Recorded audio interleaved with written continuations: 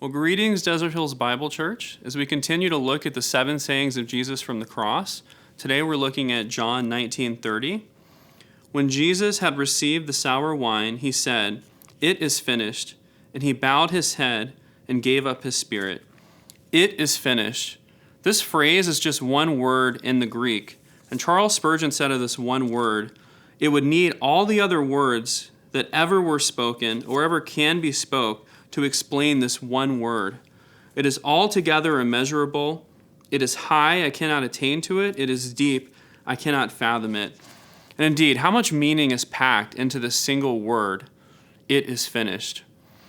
I think sometimes we're tempted to think of this as just a sigh of relief being breathed as Jesus is no longer suffering, but it's so much more than that. It's a proclamation of victory. This is the type of thing that a warrior would shout as the battle is won, or something a servant would say when he's completed the task that his master has given him.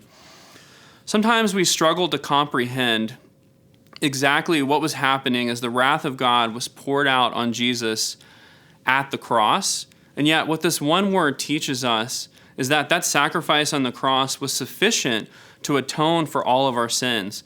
Indeed, Christ accomplishes a full satisfaction, a full atonement on the cross, signified by this phrase, it is finished. And this is also echoed in the book of Hebrews in chapter 10, where in verse 10 it talks about the offering of the body of Jesus Christ once for all. And then in verse 12 it says that Christ has offered for all time a single sacrifice for sins. And then verse 14, for by a single offering he has perfected for all time those who are being sanctified. And so again, we see that in this one word, it pictures a complete satisfaction, and there's tremendous implications for the Christian life. First of all, it puts our good works into perspective, because when we rest in the finished work of Christ, when we recognize that this work has been finished, we no longer work to try to achieve salvation. We no longer work to try to add something to what Christ has done. We no longer work to try to maintain our salvation or keep from losing our salvation, but we simply rest in his finished work. It also gives us tremendous assurance of salvation, because if this work has now been completed, then there's nothing we can do to lose it. His complete satisfaction for sins includes all the sins we committed before we were converted and all the sins that we commit as Christians.